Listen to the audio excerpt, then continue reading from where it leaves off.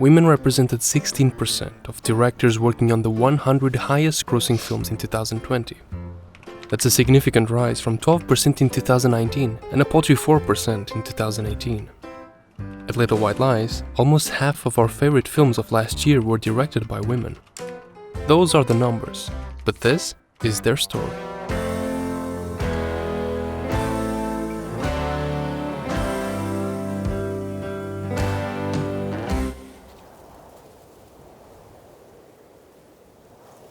If there was one theme we could pin to the female-directed films of last year, it was women on the edge.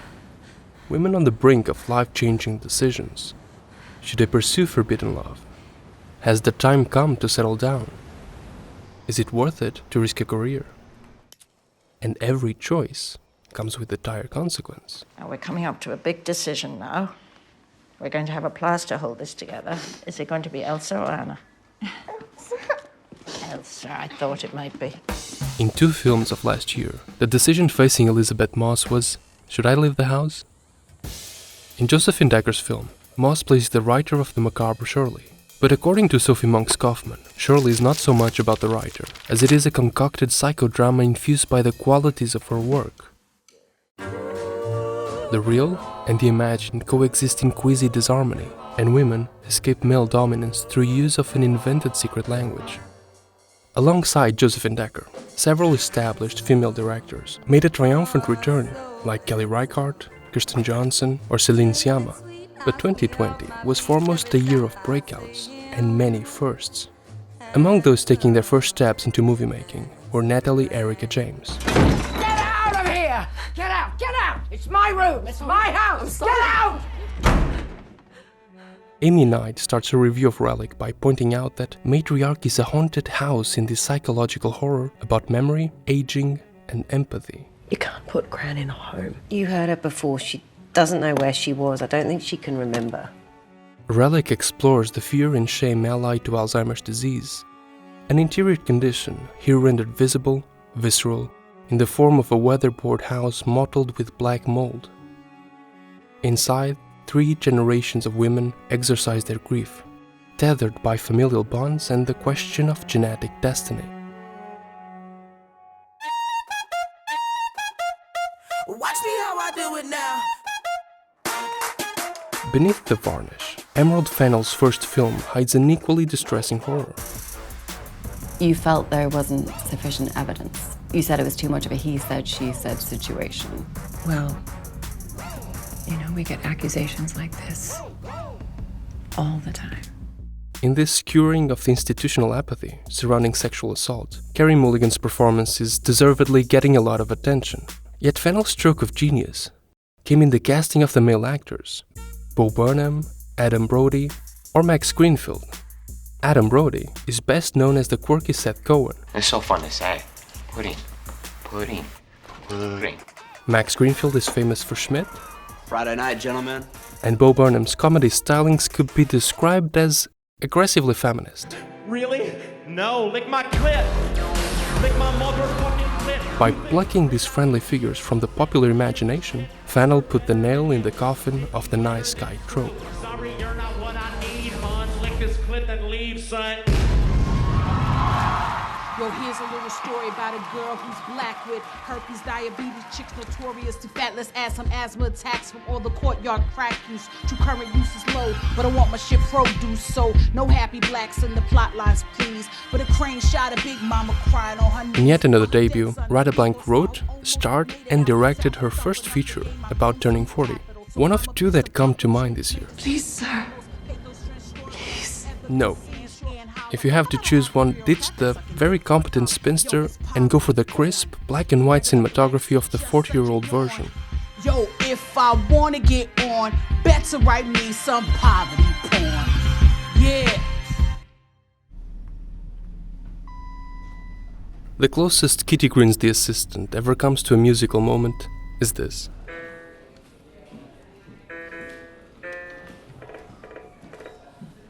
In Green's debut narrative feature, music is replaced by the unnerving sounds of Another Day at the Office.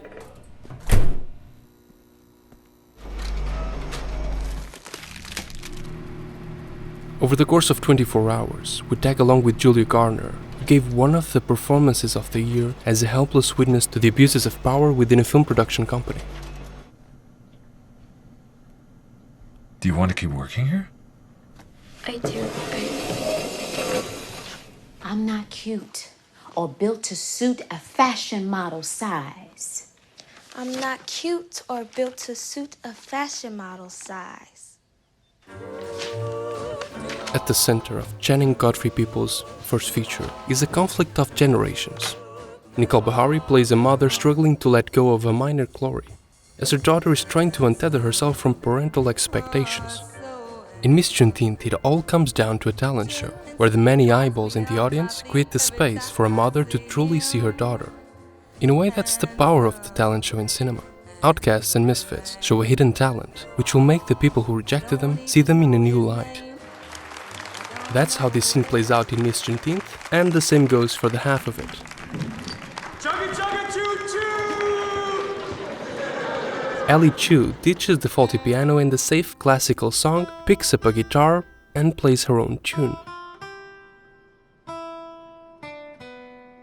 But bar that scene, Alice, whose sophomore feature, avoids many of the trappings of coming-of-age stories. While Ellie might be just a girl standing in front of a boy, she ends up pretending to be that boy to text another girl who they both like. Yes! It makes sense when you watch it. The film is fast-paced, light, and funny. I'm not sending her emojis. The pineapple, owl, caterpillar glasses. But when it settles down, it can get truly poignant, like in this moment where two silent types find common ground with no need for words.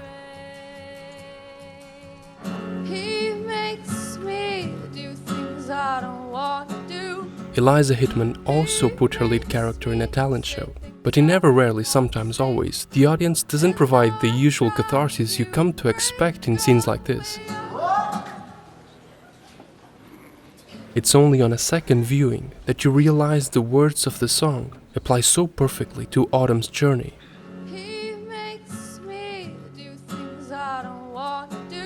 Your partners made you have sex when you didn't want to. Never. Rarely. Sometimes. Always. And though I try to break away, I know I can't stop saying I adore him, can't stop doing things for him. He's got the power of love over me. 1, 2, 3, 1, 2, 3, 3. Hittman's film is one of the many to show broken families and unconventional households. We have mothers who are a no-show, fathers at sea, parents who do better to stay away, and others who struggle to keep it together. And she started pulling them right up inside me because she just did not want to come out, and I was ripped to shreds. But we got her, and here we all are. Oh my God! Anna, let's go for a walk around the block. Sorry. Ben Mendelsohn and Essie Davis play the anesthetized parents of a dying teen in Baby Teeth. Shannon Murphy's film goes straight into the coming-of-age cancer canon, alongside A Walk to Remember, Now Is Good, Restless, and Me and Earl and the Dying Girl. But as Hannah Woodhead points out in her review, the film has a raw kinetic energy. Goddamn! Baby Teeth manages to sidestep many of the genre's tropes, all but one. The film is still a tearjerker. I'm going to enjoy becoming part of a sky like this, Dad. Enforced separation is at the center of so many of these stories, and each film reckons with that reality in its own way. There's accepting, and there's fighting. You are not taking my kids! All right. The lead in Phila Deloitte's herself is fighting to keep her children. In Sarah Gavran's Rocks, Bookie Boukray gives a remarkable performance as an abandoned fugitive in a battle to keep her brother close. Would you blame her? Our Father, He's up in heaven. Hallowed be thy name. Thy kingdom come. Thy will be done on earth as heaven. And lead us not into temptation, but deliver us from evil. Amen. Amen. In Dick Johnson is Dead, Kirsten Johnson not only accepts the ultimate separation, but embraces her father's demise. The film looks death and dementia in the eye and has a laugh. Do you have any, I mean, there are some people who feel like if it gets worse to a certain place, I don't want to live. No, I love life too much for that. So you would be interested in living to the state that Mom was in where she couldn't communicate? Yeah, I think so, but I'll give you permission to euthanize me. At what point do I have permission to do that? Well, you pass it by me before you do it. But by far the longest battle against separation is documented in Garrett Bradley's time. I've been home from prison for 15 years now. For years, Rich Fox captured the joys and struggles of a broken family in VHS tapes. And thanks to a marvelous display of montage, Bradley and editor Gabriel Rhodes unearthed a 21-year-long fight for freedom and survival. For a family deprived of a father, a cardboard cutout just will not do. While in time the father is behind bars, and Catarina Vasconcelos' first feature is Away at Sea, the cinematography of Metamorphosis of Birds is planned to a T. The film has perfect 4:3 composition, and it's full of Wes Anderson-esque shots which are symbolically weaved together. But there's way more to the film than just the way it looks. At one point, the Portuguese filmmaker makes the most brilliant use of a hairdryer since Brad Pitt in Thelma e Luís. Ao contrário dos irmãos, Teresa sabia que existiam as tarefas para os homens e as tarefas para as mulheres. As mulheres faziam tricô, cozinhavam, engravidavam, tratavam dos filhos, faziam abortos e tratavam das casas que eram dos homens. Os homens faziam as enciclopédias, as descobertas, as guerras, as escolas. And while I'm at it, I might as well pull the ember to my sardine, a Portuguese saying that roughly means I'm Portuguese, so I'm gonna talk about some Portuguese stuff. We're smack dab in the middle of a boom of young female directors coming out of Portugal. This year, Ana Rocha Souza made a splash in the festival circuit with Listen, another film about a child being separated from their parents. Move away! I'm a good mother, okay? Just move away, please! Yet the most impressive feat of Portuguese filmmaking might have come by the hand of Cláudia Verjão with Amor Fati. Simply put, the film is about soulmates. Mother and son, a horse and his rider, a boy and his baby pug. But if I could stay with just one image from the film, I'd choose the parting shot of a woman come dark, walking up the street alone after her soulmate died. So many of the films directed by women are about women, their stories and their experiences. But in First Cow, women are either in the margins or, in this case, behind the camera. Kelly Reichardt made a western about the first cow, the first man, and the first oily cakes. It's a subdued film that conveys a lot with a little. The simple act breathes life into a lizard and shows the gentleness of our protagonist. You watch him till I'm done. A fight breaks out, but the camera stays behind with two men bonding over a baby.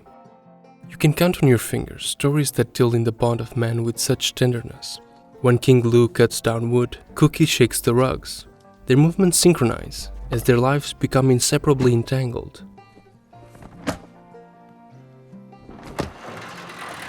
Chloe Zhao's Nomadland is a different kind of western, one that explores the American frontier in the 21st century.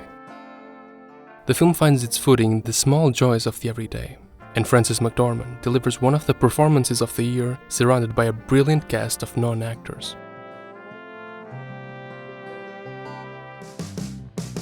We just barely scratched the surface of worthwhile films made by women in 2020. We could talk about She Dies Tomorrow, Rose Plays Julie, One Night in Miami, I Was at Home But, or Alice Winnicker's Proxima, which gave us one of the most relatable images of the pandemic. 2020 was a good year for women filmmakers, and that's a huge deal. Who gets to make these films not only influences the stories that are told, but shapes how they're told. The more eclectic our filmmakers are, the richer the film landscape becomes. There's still a long road ahead until there's parity in numbers, but for now, there's hope in names. The names behind the films of 2021. Joanna Hogg, Anna Lily Amirpour, Claire Denis, Helena Whitman, Mia Hansen-Love, Lucretia Martel, Jean Campion, Julia Ducournau, Zoe Kirke, Janitza Bravo, Olivia Wilde. Laura is the face in the misty night. Footsteps that you hear down the hall. You know this one, Musto? The laugh, Musto, that floats on a summer night that you can never quite